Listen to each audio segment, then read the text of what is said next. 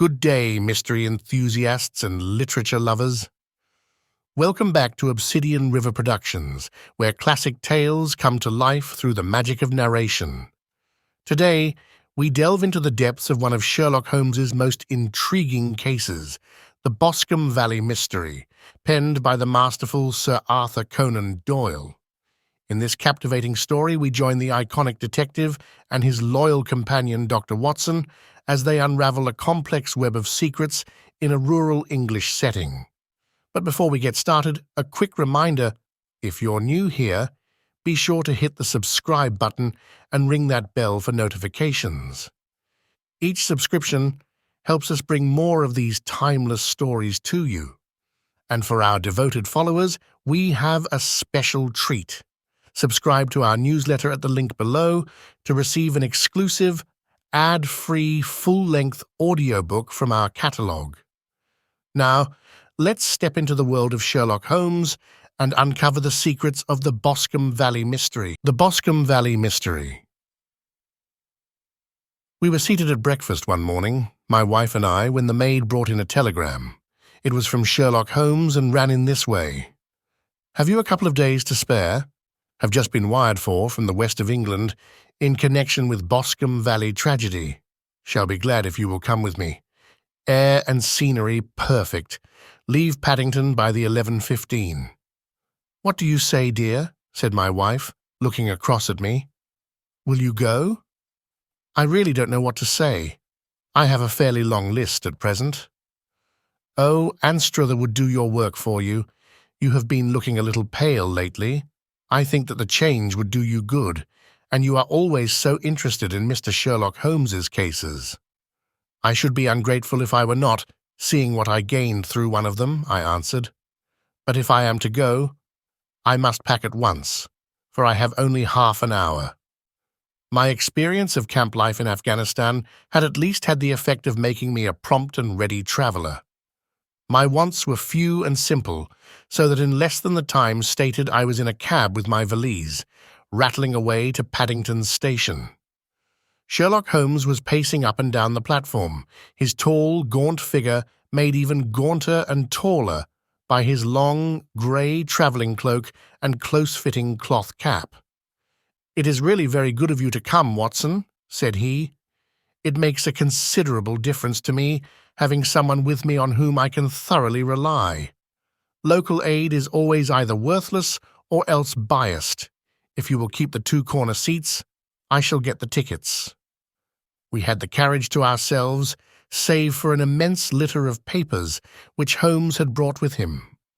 Among these, he rummaged and read, with intervals of note-taking and of meditation, until we were past reading.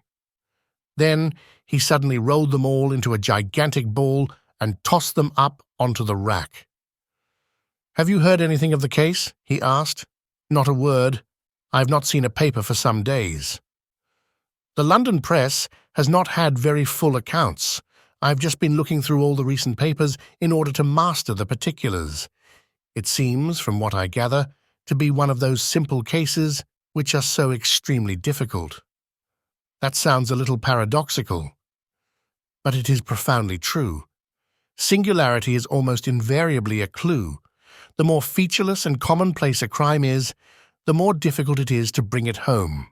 In this case, however, they have established a very serious case against the son of the murdered man. "It is a murder, then?"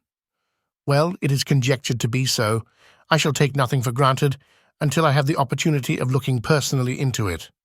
I will explain the state of things to you, as far as I have been able to understand it, in a very few words. Boscombe Valley is a country district not very far from Ross, in Herefordshire. The largest landed proprietor in that part is a Mr. John Turner, who made his money in Australia and returned some years ago to the old country. One of the farms which he held, that of Hatherley, was let to Mr. Charles McCarthy, who was also an ex-Australian. The men had known each other in the colonies, so that it was not unnatural that when they came to settle down, they should do so as near each other as possible. Turner was apparently the richer man, so McCarthy became his tenant, but still remained, it seems, upon terms of perfect equality, as they were frequently together. McCarthy had one son, a lad of 18, and Turner had an only daughter of the same age, but neither of them had wives living.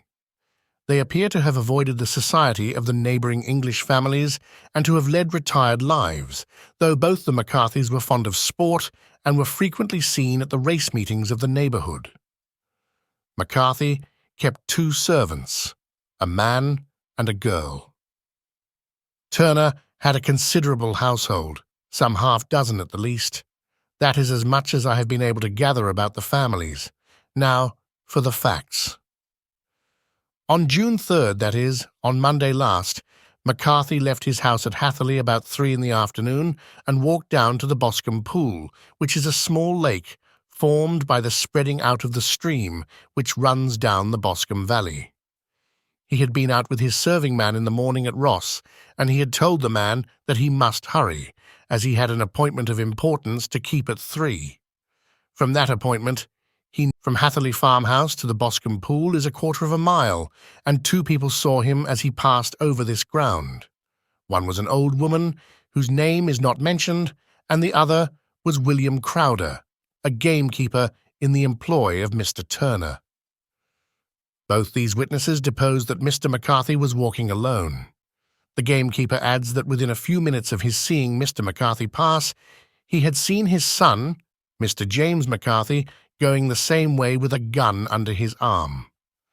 To the best of his belief, the father was actually in sight at the time, and the son was following him. He thought no more of the matter until he heard in the evening of the tragedy that had occurred. The 2 McCarthys were seen after the time when William Crowder, the gamekeeper, lost sight of them. The Boscombe Pool is thickly wooded round, with just a fringe of grass and of reeds round the edge. A girl of 14, Patience Moran, who is the daughter of the lodge-keeper of the Boscombe Valley estate, was in one of the woods picking flowers. She states that while she was there, she saw at the border of the wood and close by the lake Mr. McCarthy and his son, and that they appeared to be having a violent quarrel. She heard Mr. McCarthy the elder using very strong language to his son, and she saw the latter raise up his hand as if to strike his father. She was so frightened by their violence that she ran away and told her mother when she reached home that she had left the 2 McCarthys quarrelling near Boscombe Pool, and that she was afraid that they were going to fight. She had hardly said the words when young Mr. McCarthy came running up to the lodge to say that he had found his father dead in the wood, and to ask for the help of the lodge-keeper. He was much excited, without either his gun or his hat, and his right hand and sleeve were observed to be stained with fresh blood. On following him, they found the dead body stretched out upon the grass beside the pool. The head had been beaten in by repeated blows of some heavy and blunt weapon. The injuries were such as might very well have been inflicted by the butt end of his son's gun, which was found lying on the grass within a few paces of the body. Under these circumstances, the young man was instantly arrested, and a verdict of wilful murder having been returned at the inquest on Tuesday, he was on Wednesday brought before the magistrates at Ross, who have referred the case to the next assizes. Those are the main facts of the case as they came out before the coroner and the police court. I could hardly imagine a more damning case, I remarked. If ever circumstantial evidence pointed to a criminal, it does so here. Circumstantial evidence is a very tricky thing, answered Holmes thoughtfully. It may seem to point very straight to one thing, but if you shift your own point of view a little, you may find it pointing in an equally uncompromising manner to something entirely different. It must be confessed, however, that the case looks exceedingly grave against the young man, and it is very possible that he is indeed the culprit. There are several people in the neighbourhood, however, and among them Miss Turner, the daughter of the neighbouring landowner, who believe in his innocence and who have retained Lestrade, whom you may recollect in connection with the study in Scarlet, to work out the case in his interest. Lestrade, being rather puzzled, has referred the case to me, and hence it is that two middle-aged gentlemen are flying westward at 50 miles an hour instead of quietly digesting their breakfasts at home. I'm afraid, said I, that the facts are so obvious that you will find little credit to be gained out of this case. There is nothing more deceptive than an obvious fact, he answered, laughing. Besides, we may chance to hit upon some other obvious facts which may have been by no means obvious to Mr. Lestrade. You know me too well to think that I am boasting when I say that I shall either confirm or destroy his theory by means which he is quite incapable of employing or even of understanding. To take the first example to hand, I very clearly perceive that in your bedroom the window is upon the right-hand side, and yet I question whether Mr. Lestrade would have noted even so How on earth? My dear fellow, I know you well. I know the military neatness which characterizes you. You shave every morning, and in this season you shave by the sunlight. But since your shaving is less and less complete as we get farther back on the left side, until it becomes positively slovenly as we get round the angle of the jaw, it is surely very clear that that side is less illuminated than the other.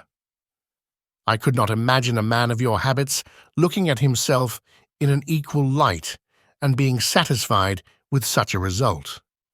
I only quote this as a trivial example of observation and inference. Therein lies my métier, and it is just possible that it may be of some service in the investigation which lies before us. There are one or two minor points which were brought out in the inquest and which are worth considering. What are they? It appears that his arrest did not take place at once, but after the return to Hatherley Farm. On the inspector of constabulary informing him that he was a prisoner, he remarked that he was not surprised to hear it, and that it was no more than his deserts. This observation of his had the natural effect of removing any traces of doubt which might have remained in the minds of the coroner's jury. It was a confession, I ejaculated. No, for it was followed by a protestation of innocence. Coming on the top of such a damning series of events, it was at least a most suspicious remark. On the contrary, said Holmes, it is the brightest rift which I can at present see in the clouds. However innocent he might be, he could not be such an absolute imbecile as not to see that the circumstances were very black against him. Had he appeared surprised at his own arrest, or feigned indignation at it, I should have looked upon it as highly suspicious, because such surprise or anger would not be natural under the circumstances, and yet might appear to be the best policy to a scheming man. His frank acceptance of the situation marks him as either an innocent man or else as a man of considerable self-restraint and firmness. As to his remark about his deserts, it was also not unnatural if you consider that he stood beside the dead body of his father, and that there is no doubt that he had that very day so far forgotten his filial duty as to bandy words with him, and even, according to the little girl whose evidence is so important, to raise his hand as if to strike him. The self-reproach and contrition which are displayed in his remark appear to me to be the signs of a healthy mind rather than of a guilty one. I shook my head. Many men have been hanged on far slighter evidence, I remarked. So they have, and many men have been wrongfully hanged. What is the young man's own account of the matter? It is, I am afraid, not very encouraging to his supporters, though there are one or two points in it which are suggestive. You will find it here, and may read it for yourself. He picked out from his bundle a copy of the local Herefordshire paper, and having turned down the sheet, he pointed out the paragraph in which the unfortunate young man had given his own statement of what had occurred. I settled myself down in the corner of the carriage and read it very carefully. Mr. James McCarthy, the only son of the deceased, was then called and gave evidence as follows. I had been away from home for 3 days at Bristol, and had only just returned upon the morning of last Monday, the 3rd. My father was absent from home at the time of my arrival, and I was informed by the maid that he had driven over to Ross with John Cobb, the groom. Shortly after my return, I heard the wheels of his trap in the yard, and looking out of my window, I saw him get out and walk rapidly out of the yard, though I was not aware in which direction he was going. I then took my gun and strolled out in the direction of the Boscombe Pool, with the intention of visiting the rabbit warren which is upon the other side. On my way, I saw William Crowder, the gamekeeper, as he had stated in his evidence, but he is mistaken in thinking that I was following my father. I had no idea that he was in front of me. When about 100 yards from the pool, I heard a cry of "Cooee," which was a usual signal between my father and myself. I then hurried forward and found him standing by the pool. He appeared to be much surprised at seeing me and asked me rather roughly what I was doing there. A conversation ensued which led to high words and almost to blows, for my father was a man of a very violent temper. Seeing that his passion was becoming ungovernable, I left him and returned towards Hatherley Farm. I had not gone more than 150 yards, however, when I heard a hideous outcry behind me, which caused me to run back again. I found my father expiring upon the ground, with his head terribly injured. I dropped my gun and held him in my arms, but he almost instantly expired. I knelt beside him for some minutes, and then made my way to Mr. Turner's lodgekeeper, his house being the nearest, to ask for assistance. I saw no one near my father when I returned, and I have no idea how he came by his injuries. He was not a popular man, being somewhat cold and forbidding in his manners, but he had, as far as I know, no active enemies. I know nothing further of the matter. The coroner: Did your father make any statement to you before he died? Witness: He mumbled a few words, but I could only catch some allusion to a rat. The coroner: What did you understand by that? Witness: It conveyed no meaning to me. I thought that he was delirious. The coroner: What was the point upon which you and your father had this final quarrel? Witness: I should prefer not to answer. The coroner: I am afraid that I must press it. Witness: It is really impossible for me to tell you. I can assure you that it has nothing to do with the sad tragedy which followed. The coroner: That is for the court to decide.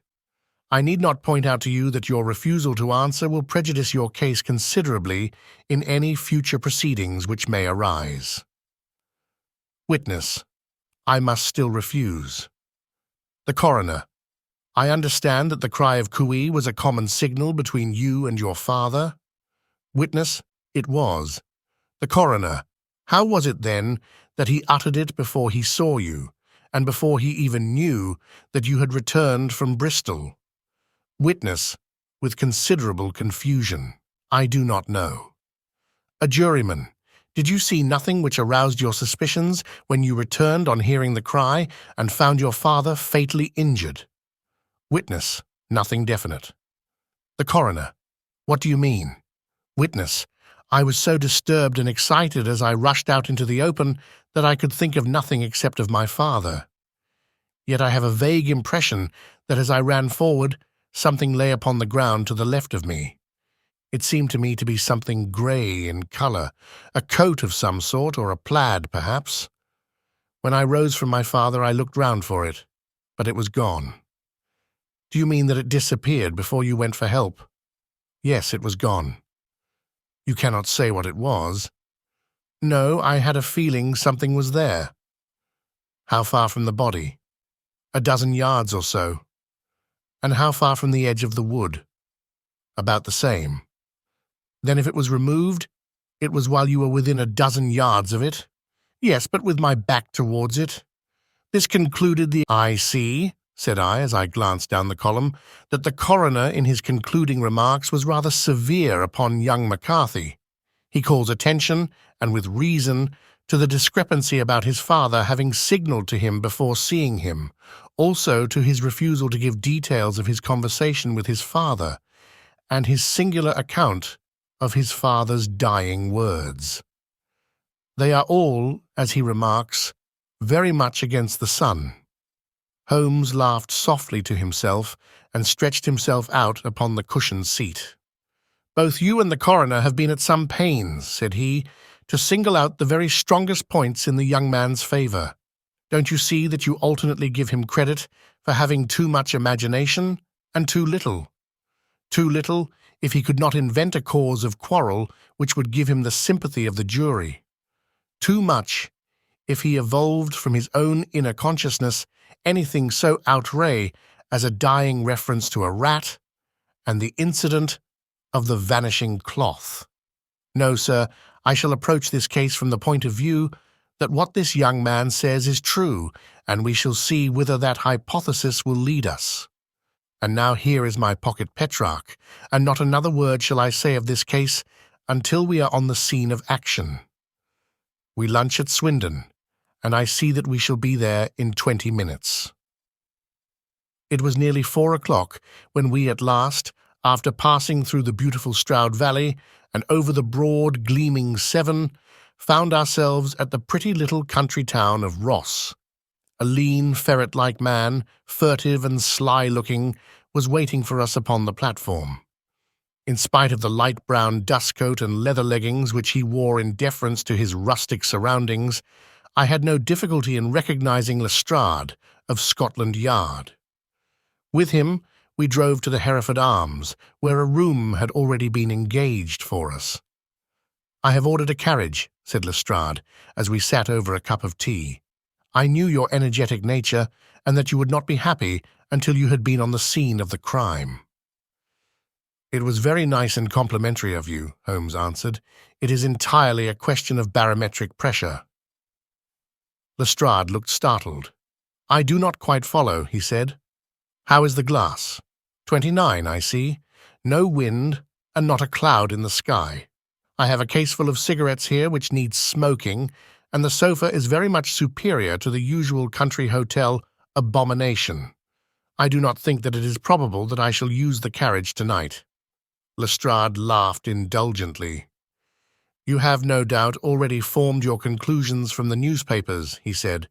"The case is as plain as a pikestaff, and the more one goes into it, the plainer it becomes.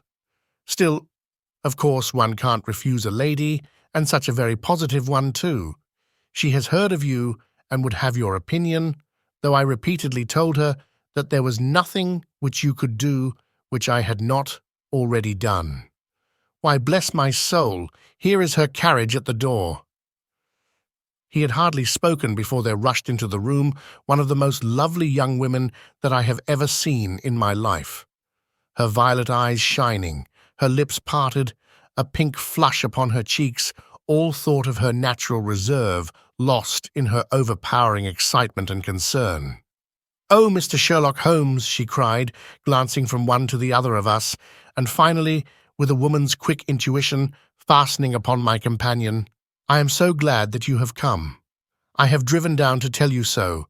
I know that James didn't do it. I know it, and I want you to start upon your work knowing it, too. Never let yourself doubt upon that point. We have known each other since we were little children, and I know his faults as no one else does, but he is too tender-hearted to hurt a fly. Such a charge is absurd to anyone who really knows him." "I hope we may clear him, Miss Turner," said Sherlock Holmes. "You may rely upon my doing all that I can." "But you have read the evidence. You have formed some conclusion. Do you not see some loophole, some flaw? Do you not yourself think that he is innocent?" "I think that it is very probable." "There now," she cried, throwing back her head and looking defiantly at Lestrade. "You hear? He gives me hopes." Lestrade shrugged his shoulders. "I am afraid that my colleague has been a little quick in forming his conclusions," he said. "But he is right. Oh, I know that he is right. James never did it. And about his quarrel with his father, I am sure that the reason why he would not speak about it to the coroner was "In what way?" asked Holmes. "It is no time for me to hide anything. James and his father had many disagreements about me. Mr. McCarthy was very anxious that there should be a marriage between us. James and I have always loved each other as brother and sister. But of course he is young, and has seen very little of life yet, and, well, he naturally did not wish to do anything like that yet. So there were quarrels, and this, I am sure, was one of them." "And your father?" asked Holmes. Was he in favor of such a union? No, he was averse to it also. No one but Mr. McCarthy was in favor of it. A quick blush passed over her fresh young face as Holmes shot one of his keen, questioning glances at her. "Thank you for this information," said he. "May I see your father if I call tomorrow?" "I'm afraid the doctor won't allow it." "The doctor?" "Yes, have you not heard? Poor father has never been strong for years back, but this has broken him down completely. He has taken to his bed, and Dr. Willows says that he is a wreck and that his nervous system is shattered. Mr. McCarthy was the only man alive who had known Dad in the old days in Victoria." "Ha! In Victoria! That is important." "Yes, at the mines?" "Quite so, at the gold mines, where, as I understand, Mr. Turner made his money." "Yes, certainly. Thank you, Miss Turner. You have been of material assistance to me." "You will tell me if you have any news tomorrow? No doubt you will go to the prison to see James." "Oh, if you do, Mr. Holmes, do tell him that I know him to be innocent." "I will, Miss Turner." "I must go home now, for Dad is very ill, and he misses me so if I leave him. Goodbye, and God help you in your undertaking." She hurried from the room as impulsively as she had entered, and we heard the wheels of her carriage rattle off down the street. "I'm ashamed of you, Holmes," said Lestrade with dignity after a few minutes' silence. "Why should you raise up hopes which you are bound to disappoint? I'm not over-tender of heart, but I call it cruel." "I think that I see my way to clearing James McCarthy," said Holmes. "Have you an order to see him in prison?" "Yes, but only for you and me." "Then I shall reconsider my resolution about going out. We have still time to take a train to Hereford and see him tonight?" "Ample." "Then let us do so. Watson, I fear that you will find it very slow, but I shall only—" I walked down to the station with them and then wandered through the streets of the little town, finally returning to the hotel, where I lay upon the sofa and tried to interest myself in a yellow-backed novel.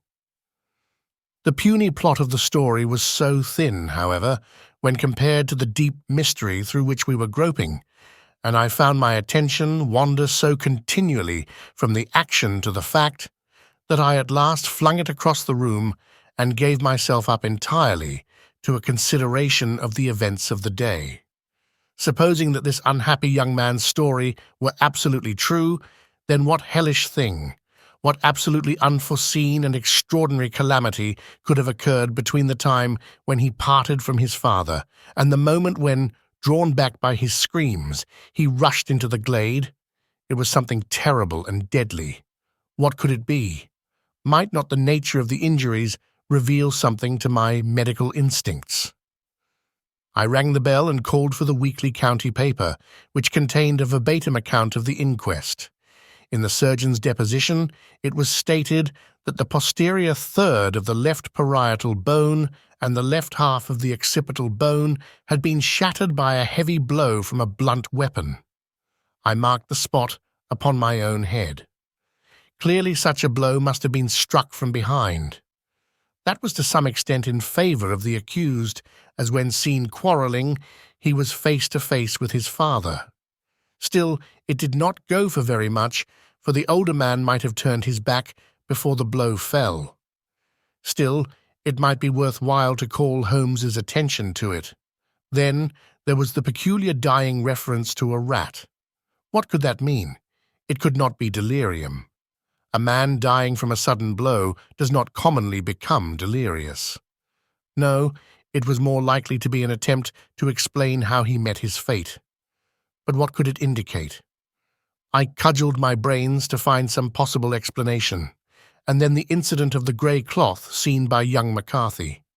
If that were true, the murderer must have dropped some part of his dress, presumably his overcoat, in his flight, and must have had the hardihood to return and to carry it away at the instant when the son was kneeling with his back turned not a dozen paces off.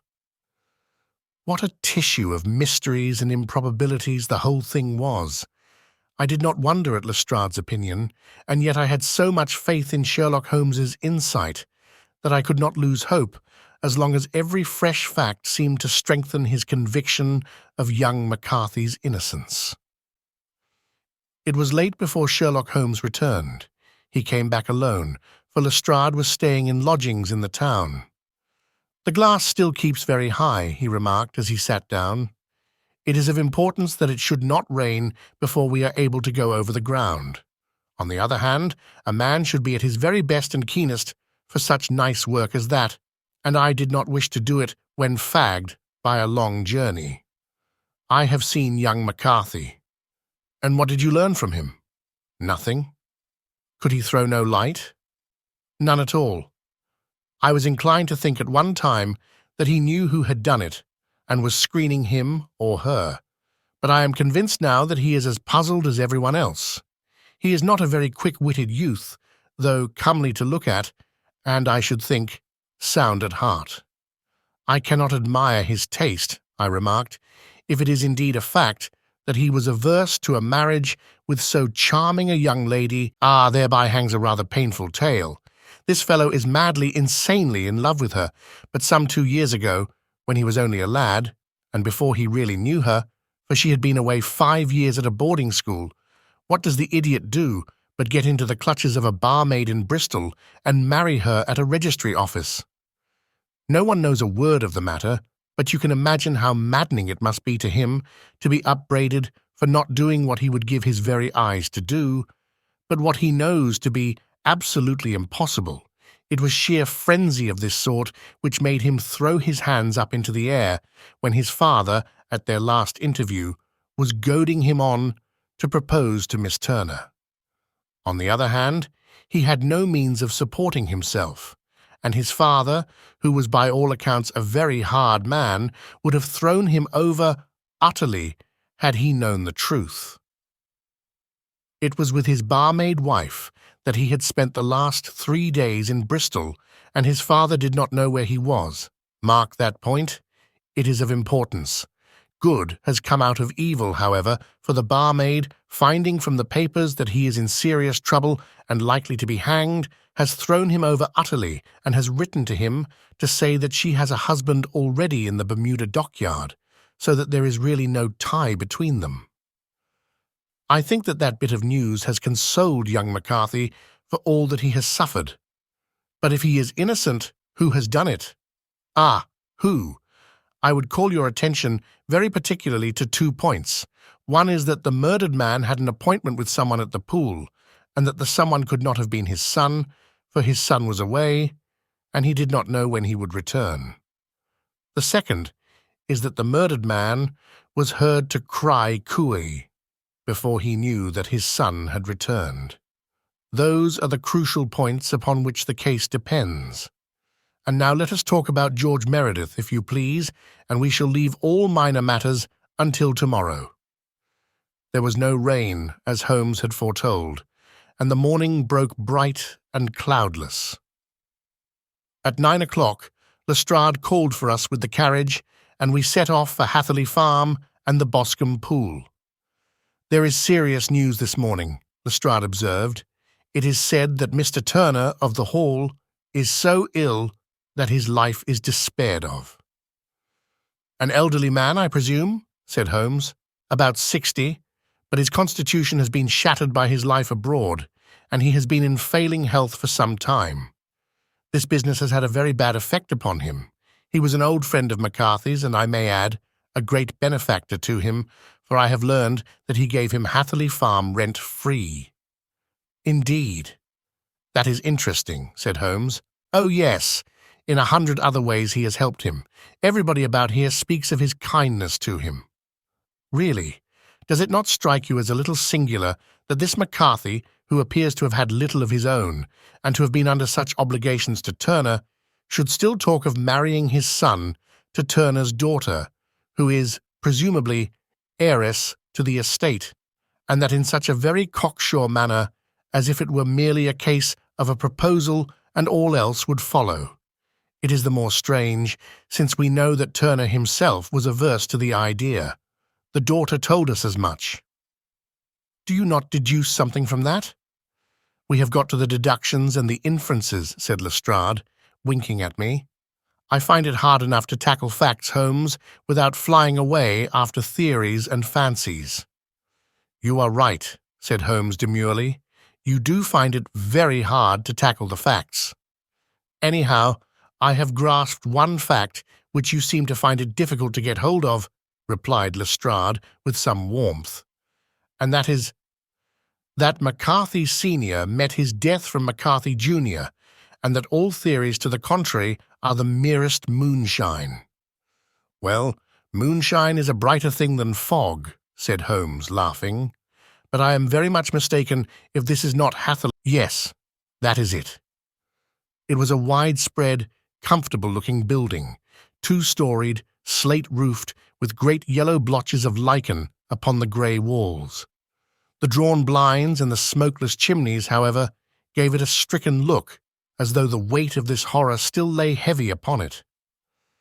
We called at the door, when the maid, at Holmes's request, showed us the boots which her master wore at the time of his death, and also a pair of the son's, though not the pair which he had then had.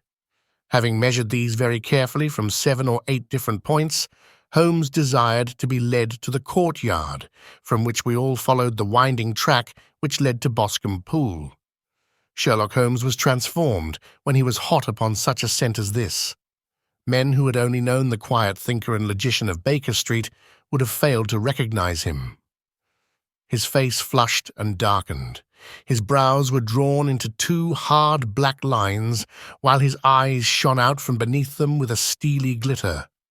His face was bent downward, his shoulders bowed, his lips compressed, and the veins stood out like whipcord in his long, sinewy neck. His nostrils seemed to dilate with a purely animal lust for the chase, and his mind was so absolutely concentrated upon the matter before him that a question or remark fell unheeded upon his ears, or at the most only provoked a quick, impatient snarl in reply. Swiftly and silently he made his way along the track which ran through the meadows, and so by way of the woods to the Boscombe Pool.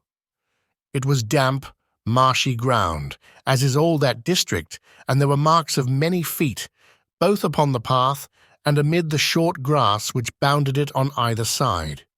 Sometimes Holmes would hurry on, sometimes stop dead, and once he made quite a little detour into the meadow. Lestrade and I walked behind him, the detective indifferent and contemptuous, while I watched my friend with the interest which sprang from the conviction that every one of his actions was directed towards a definite end. The Boscombe Pool, which is a little reed-girt sheet of water some 50 yards across, is situated at the boundary between the Hatherley farm and the private park of the wealthy Mr. Turner. Above the woods which lined it upon the farther side, we could see the red, jutting pinnacles which marked the site of the rich landowner's dwelling. On the Hatherley side of the pool, the woods grew very thick, and there was a narrow belt of sodden grass 20 paces across between the edge of the trees and the reeds which lined the lake. Lestrade showed us the exact spot at which the body had been found, and indeed, so moist was the ground that I could plainly see the traces which had been left by the fall of the stricken man. To Holmes, as I could see by his eager face and peering eyes, very many other things were to be read upon the trampled grass. He ran round, like a dog who is picking up a scent, and then turned upon my companion. "What did you go into the pool for?" he asked. "I fished about with a rake. I thought there might be some weapon or other trace." "Oh, tut, tut, I have no time. That left foot of yours with its inward twist is all over the place. A mole could trace it, and there it vanishes among the reeds." "Oh, how simple it would all have been had I been here before they came like a herd of buffalo and wallowed all over it. Here is where the party with the lodge-keeper came, and they have covered all tracks for 6 or 8 feet round the body. But here are 3 separate tracks of the same feet." He drew out a lens and lay down upon his waterproof to have a better view, talking all the time rather to himself than to us. "These are young McCarthy's feet. Twice he was walking, and once he ran swiftly, so that the soles are deeply marked and the heels hardly visible. That bears out his story. He ran when he saw his father on the ground. Then here are the father's feet as he paced up and down. What is this, then? It is the butt end of the gun as the son stood listening. And this? Ha, ha! What have we here? Tiptoes, tiptoes. Square, too, quite unusual boots. They come, they go, they come again. Of course, that was for the cloak. Now, where did they come from? He ran up and down, sometimes losing, sometimes finding the track, until we were well within the edge of the wood and under the shadow of a great beech, the largest tree in the neighbourhood. Holmes traced his way to the farther side of this and lay down once more upon his face with a little cry of satisfaction. For a long time he remained there, turning over the leaves and dried sticks, gathering up what seemed to me to be dust into an envelope, and examining with his lens not only the ground, but even the bark of the tree as far as he could reach. A jagged stone was lying among the moss, and this also he carefully examined and retained. Then he followed a pathway through the wood until he came to the high road, where all traces were lost. "It has been a case of considerable interest," he remarked, returning to his natural manner. "I fancy that this grey house on the right must be the lodge. I think that I will go in and have a word with Moran, and perhaps write a little note. Having done that, we may drive back to our luncheon. You may walk to the cab, and I shall be with you presently." It was about 10 minutes before we regained our cab and drove back into Ross, Holmes still carrying with him the stone which he had picked up in the wood. "This may interest you, Lestrade," he remarked, holding it out. "The murder was done with it. I see no marks. There are none." "How do you know, then?" "The grass was growing under it. It had only lain there a few days. There was no sign of a place whence it had been taken. It corresponds with the injuries. There is no sign of any other weapon." "And the murderer?" "Is a tall man, left-handed, limps with the right leg, wears thick-soled shooting boots and a grey cloak, smokes Indian cigars, uses a cigar holder, and carries a blunt penknife in his pocket. There are several other indications, but these may be enough to aid us in our search." Lestrade laughed. "I am afraid that I am still a sceptic," he said. "Theories are all very well, but we have to deal with a hard-headed British jury." "Nous verrons," answered Holmes calmly. "You work your own method, and I shall work mine. I shall be busy this afternoon, and shall probably return to London by the evening train." "And leave your case unfinished?" "No, finished. But the mystery?" "It is solved." "Who was the criminal, then?" "The gentleman I describe." "But who is he?" "Surely it would not be difficult to find out. This is not such a populous neighbourhood." Lestrade shrugged his shoulders. "I'm a practical man," he said, "and I really cannot undertake to go about the country looking for a left-handed gentleman with a game leg. I should become the laughing stock of Scotland Yard." "All right," said Holmes quietly. "I have given you the chance. Here are your lodgings. Goodbye. I shall drop you a line before I leave." Having left Lestrade at his rooms, we drove to our hotel, where we found lunch upon the table. Holmes was silent and buried in thought, with a pained expression upon his face, as one who finds himself in a perplexing position. "Look here, Watson," he said, when the cloth was cleared. "Just sit down in this chair and let me preach to you for a little. I don't know quite what to do, and I should value your advice. Light a cigar and let me expound. Well, now, in considering this case, there are 2 points about young McCarthy's narrative which struck us both instantly, although they impressed me in his favour and you against him. One was the fact that his father should, according to his account, cry cooey before seeing him. The other was his singular dying reference to a rat. He mumbled several words, you understand, but that was all that caught the son's ear. Now, from this double point, our research must commence, and we will begin it by presuming that what the lad says is absolutely true. What of this cooey, then? Well, obviously it could not have been meant for the son. The son, as far as he knew, was in Bristol. It was mere chance that he was within earshot. The cooey was meant to attract the attention of whoever it was that he had the appointment with. But cooey is a distinctly Australian cry, and one which is used between Australians. There is a strong presumption that the person whom McCarthy expected to meet him at Boscombe Pool was someone who had been in Australia. What of the rat, then? Sherlock Holmes took a folded paper from his pocket and flattened it out on the table. "This is a map of the colony of Victoria," he said. "I wired to Bristol for it last night." He put his hand over part of the map. "What do you read?" "Arat," I read. "And now?" He raised his hand. "Ballarat." "Quite so."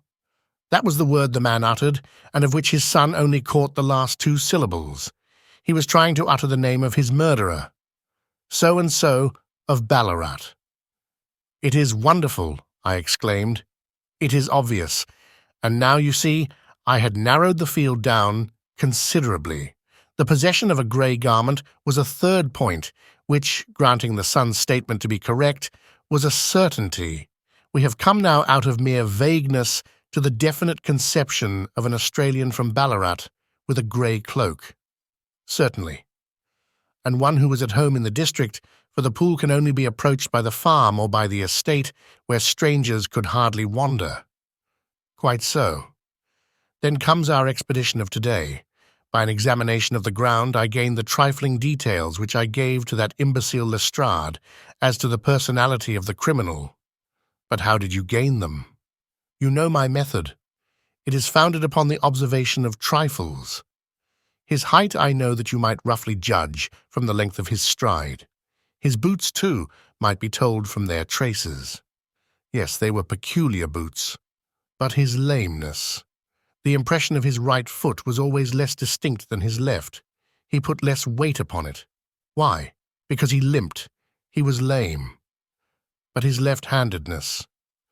You were yourself struck by the nature of the injury, as recorded by the surgeon at the inquest. The blow was struck from immediately behind, and yet was upon the left side.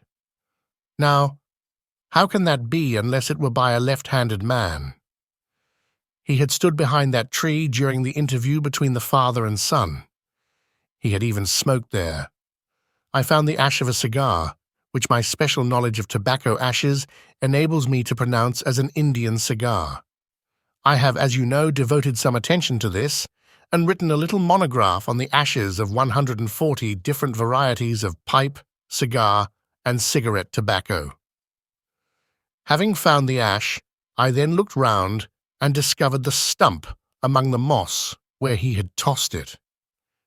It was an Indian cigar of the variety which are rolled in Rotterdam. And the cigar holder? I could see that the end had not been in his mouth, therefore he used a holder.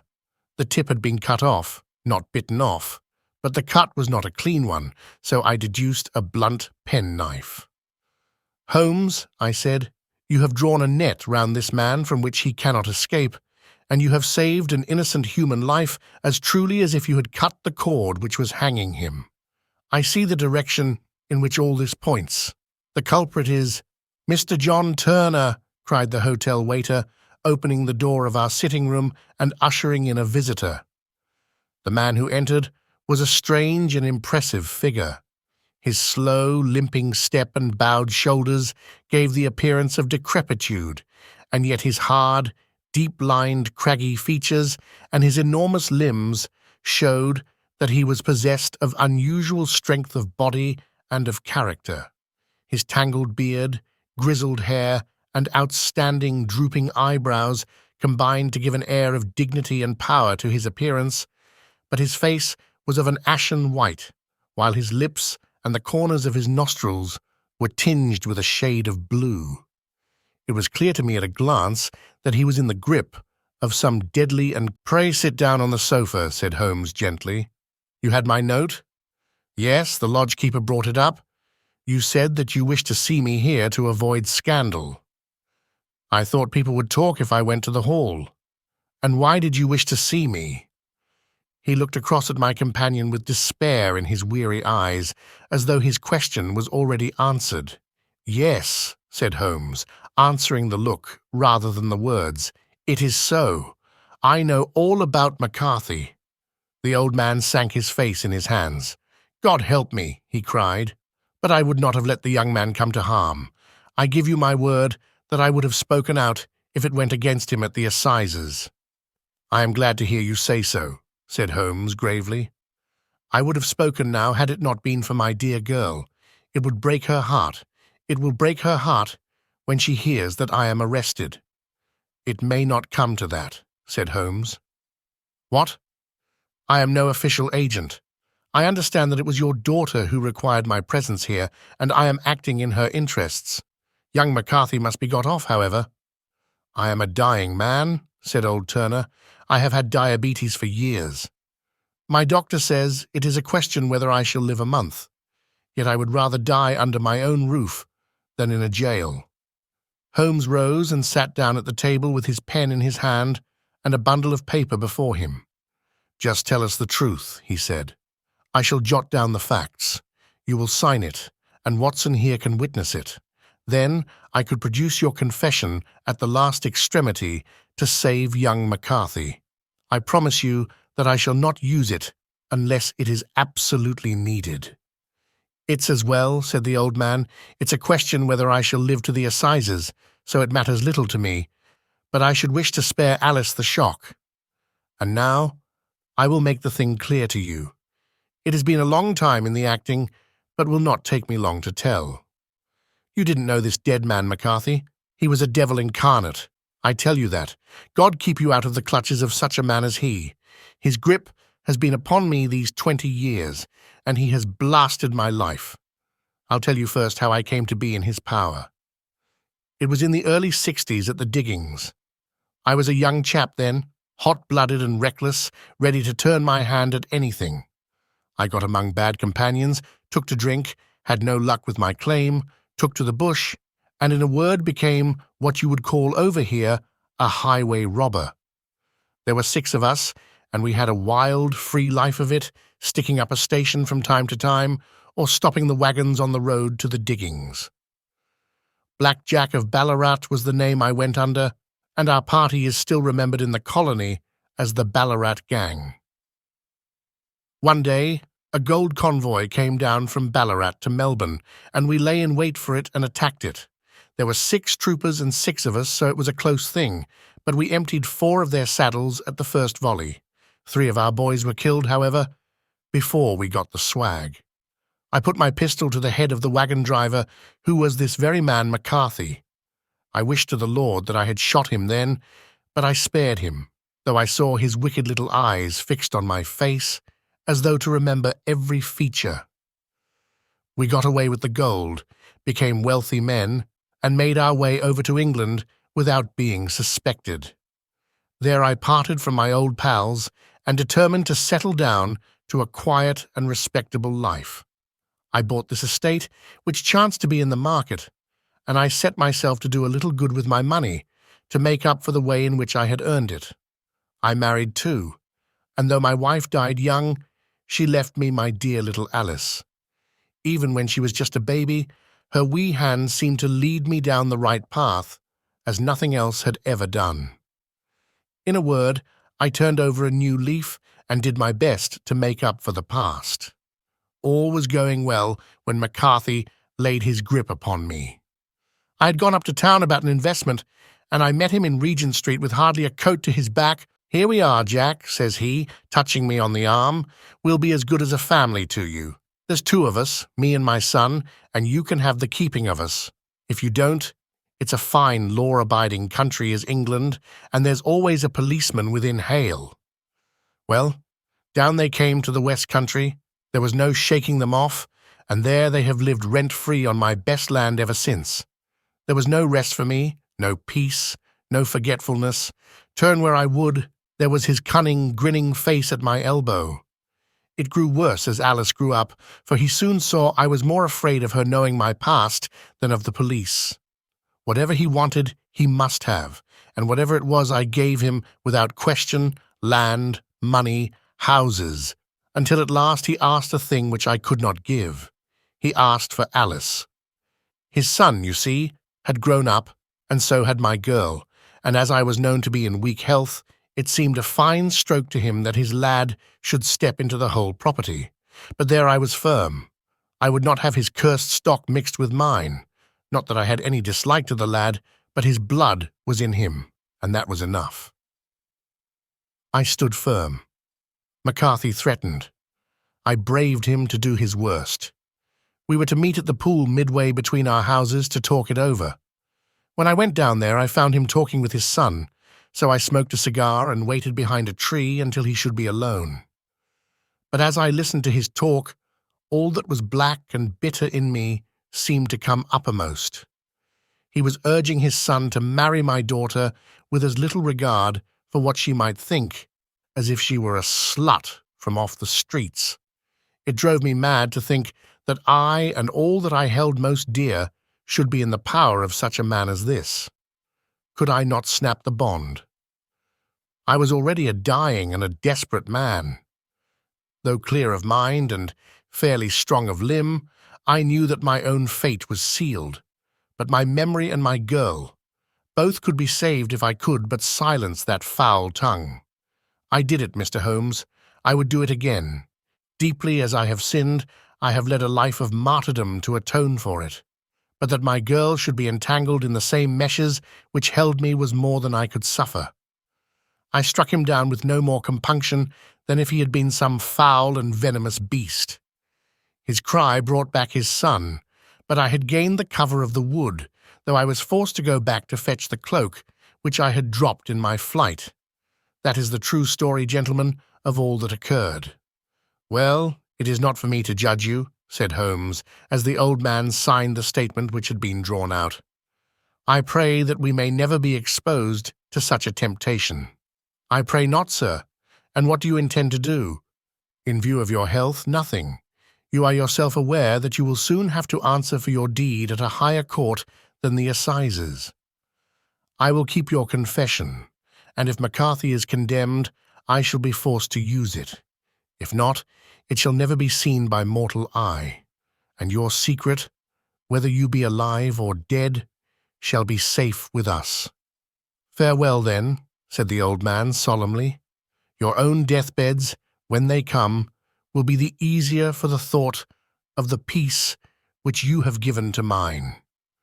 Tottering and shaking in all his giant frame, he stumbled slowly from the room.